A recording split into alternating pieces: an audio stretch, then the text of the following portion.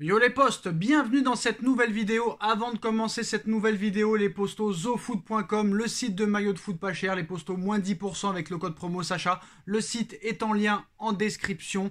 Vous avez plein de nouveautés, des nouvelles chaussures sur le site, des chaussures sont disponibles maintenant sur le site.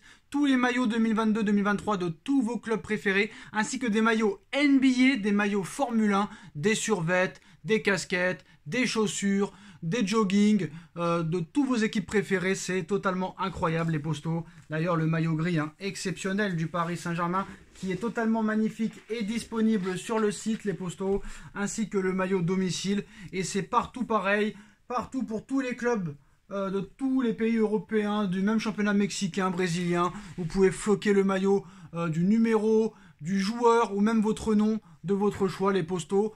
Voilà, moins 10% avec le code promo Sacha et on vous présente le site dès maintenant. Voilà les postos, zofoot.com, le site est en bas en description, moins 10% avec le code promo Sacha, des maillots NBA, des maillots Formule 1, des chaussures disponibles de la marque de votre choix. Tous les maillots de foot 2022-2023 de tous vos équipes préférées sont aussi disponibles, des survêtements, des jogging, des casquettes, des masques, des vestes. N'hésitez pas les postos, le lien est en description, moins 10% avec le code promo Sacha. Yo les postes, bienvenue dans cette nouvelle vidéo les postos J-2 avant le match PSG OGC Nice. Christophe Galtier retrouve son ancien club, victoire impérative pour le Paris Saint-Germain. Certains joueurs pourraient être mis au repos et pas des moindres avant le match contre Benfica. Le Paris Saint-Germain va enchaîner tous les 3 jours jusqu'au 6 novembre, un calendrier infernal. On va évoquer un petit peu cet avant-match et l'actualité du jour. On va commencer avec Nasser Al-Khelaifi qui déclare la guerre au FC Barcelone, président de l'ECA et du Paris Saint-Germain. Nasser Al-Khelaifi, qui occupe aussi ce poste à Paris, a taclé le Barça la semaine dernière lors d'une assemblée organisée à Istanbul, où il disait déjà les nouvelles règles de viabilité financière sont une évolution positive, les règles contrôlent les coûts, ils encouragent l'investissement et les nouveaux investisseurs, ils contribueront à assurer la pérennité du football, mais nous devons être très prudents, des niveaux d'endettement dangereux et l'injection magique de capitaux ne sont pas une voie durable, nous devons penser à long terme et pas à court terme. Ces propos sur l'injection magique de capitaux ont été interprétés comme un tacle à destination du FC Barcelone qui a recruté cet été alors que le club a de très gros problèmes financiers. Ce mercredi, Nasser en a remis une couche lors d'un entretien accordé à Politico. Est-ce juste? Non, ce n'est pas juste. Est-ce légal? Je n'en suis pas sûr. Puis a-t-il ajouté au sujet de la vente des actifs du club barcelonais, notamment celle de 25% de sa branche de contenu numérique non rentable pour 100 millions d'euros à une société dirigée par le fondateur de Mediapro. S'il les autorise, d'autres feront de même. L'UEFA a bien sûr ses propres règles financières. C'est sûr qu'ils vont tout regarder. Pointé du doigt par ses détracteurs qui l'accusent d'utiliser son influence, notamment grâce à ses postes au Paris Saint-Germain, à l'ECA et aussi à Bein Media Group, Al-Khelaifi a répondu ainsi: quand il y a des problèmes, ils ont toujours besoin de moi. Je suis là pour les aider. Personne ne voit de conflit. Je n'ai jamais exploité ou profité de ma position. Donc c'est une bonne mise au point.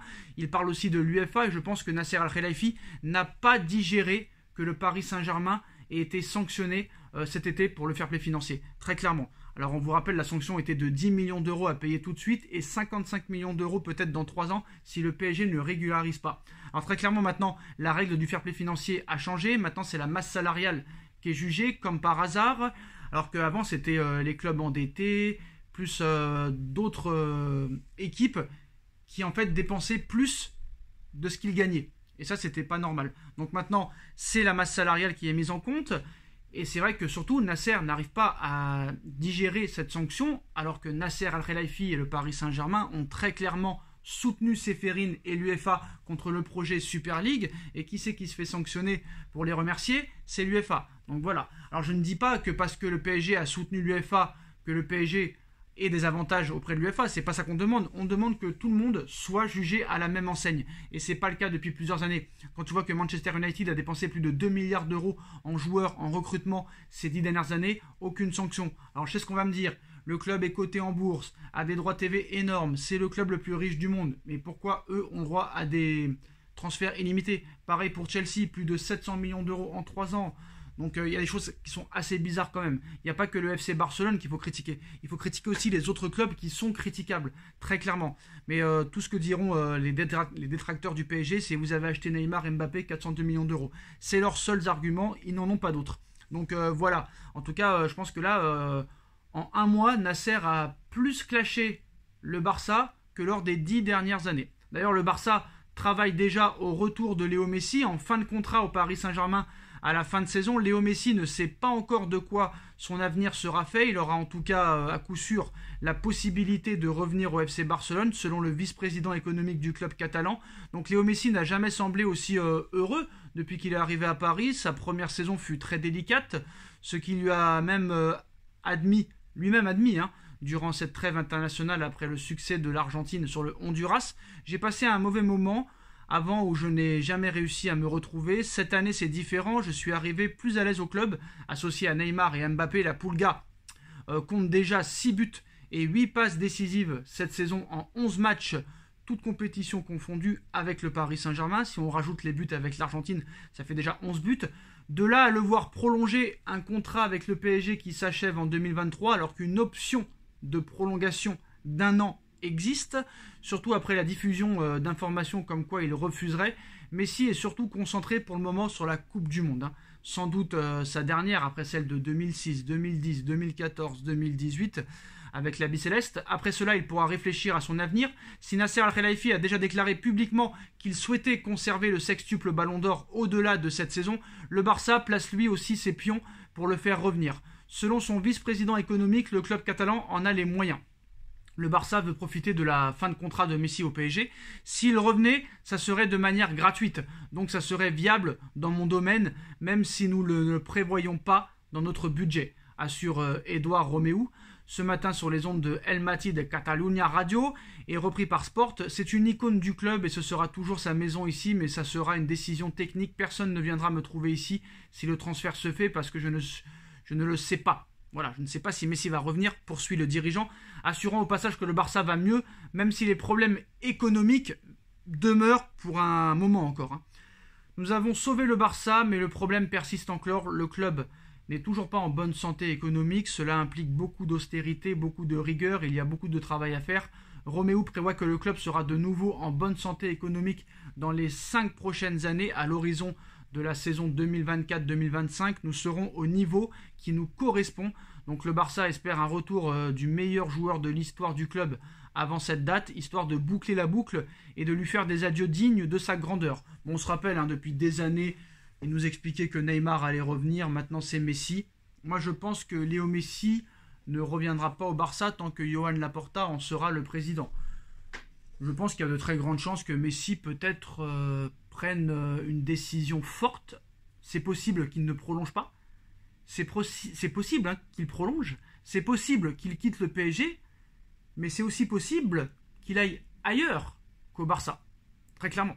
Je pense que le Barça n'est pas la piste prioritaire à l'heure actuelle pour Léo Messi. Ça devrait bouger après la Coupe du Monde, mais lui a toujours dit aussi qu'il aimerait bien jouer aussi en MLS. Mais vu le niveau de Léo Messi à l'heure actuelle, je pense qu'il a encore au moins 2 ans au haut niveau en Europe. Donc ça ne m'étonnerait pas. Moi, je ne sais pas pourquoi, mais j'ai un bon sentiment comme quoi Messi va activer sa dernière année en option. Surtout s'il continue avec des prestations de qualité comme il sait le faire depuis ce début de saison, très clairement. Alors on a pu voir aussi les postos que Christophe Galtier, en conférence de presse, a continué à dire qu'il est très déçu du mercato. On peut être, on peut être doté d'un effectif qualitatif, voire disposer de l'une des équipes les plus séduisantes d'Europe et se montrer toujours plus exigeant. C'est le cas de Galtier qui arrivé sur le banc du Paris Saint-Germain cet été, n'a pas caché sa déception en évoquant le mercato estival. En conférence de presse ce jeudi, le technicien français comme son directeur sportif et très proche conseiller Luis Campos espérait d'autres renforts, au moins 2 joueurs supplémentaires étaient espérés. Ils craignent aujourd'hui que le Paris Saint-Germain ne paie l'accumulation des matchs. Alors voilà, ayant peur, c'est au mois de septembre, limite octobre, que le PSG commence à se poser des questions sur leur recrutement, alors que tu as un match tous les 3 jours qui arrive. Non, c'est trop tard, malheureusement. Vous avez eu 3 mois pour travailler, et voilà, vous n'avez pas travaillé comme il le faut à 100%. Vous avez fait des bonnes choses, mais ça n'a pas été assez malheureusement. Il y a eu des mésententes entre Enrique ainsi que Luis Campos. Et bah voilà, quand tu mets deux directeurs sportifs qui sont pas sur la même longueur d'onde, et bah ça mène à des désaccords. D'ailleurs, Galtier aussi a réagi aux critiques de Mbappé sur son positionnement, hein. Je joue différemment, on me demande d'autres choses ici par rapport à mon club, j'ai beaucoup plus de liberté en équipe de France, le coach sait qu'il y a un numéro 9 comme Giroud qui occupe les défenses et moi je peux me balader et aller dans l'espace. À Paris c'est différent, il n'y a pas ça, on me demande de faire le pivot, c'est différent, hein, a expliqué Mbappé après le match contre l'Autriche. Donc Galtier a répondu, hein, et comprend la frustration de Mbappé, donc c'est ce que j'avais dit avec Nono, hein. Voilà, Galtier ne peut pas se sentir vexé vu qu'il a toujours été d'accord avec Mbappé, qui manque un numéro 9 et un défenseur central. Son analyse est juste. Il n'est pas dans la même configuration chez nous qu'en équipe de France. C'est une discussion que j'ai eue lors de la préparation, mais aussi avec le président et Luis Campos sur la structure de notre secteur offensif. On était tous convaincus qu'il fallait un quatrième joueur avec un profil différent. Ce quatrième joueur n'est pas venu, c'est dommage, mais c'est comme ça qu'Kylian a ce joueur de référence en équipe de France. Nous, on a une autre animation, d'autres profils, mais qui sont aussi intéressants, hein. La relation technique qu'il a entre Ney et Léo, ben voilà, Kylian est différent de ce qui peut se passer en équipe nationale. Ça peut être bien pour lui aussi. Je ne pense pas qu'il ait moins de liberté, ajoute Galtier. Il est le point fixe en haut. Avec Giroud, il a quelqu'un qui lui ouvre d'autres espaces. Nous n'avons pas ce profil-là de joueur, mais il est tout aussi intelligent pour trouver d'autres déplacements avec Léo et Ney qui lui donnent le ballon dans son espace préférentiel. Alors ce que j'aime bien avec Galtier, c'est qu'il comprend Mbappé, mais ce que je trouve intéressant dans la déclaration et la réponse de Galtier, c'est qu'il explique que voilà, avec Messi et Neymar, t'es quand même bien loti, donc t'as pas trop à te plaindre. Ça, c'est assez intéressant. Donc voilà les postos. Alors il y a d'autres infos pour le mercato hivernal. On évoquera ça avec Nono dans quelques minutes, les postos. En tout cas, dites-moi en commentaire ce que vous pensez de toutes ces informations. On like, on partage, on commente, on s'abonne. Et on se retrouve très vite pour une nouvelle vidéo, les postos. Tchuss.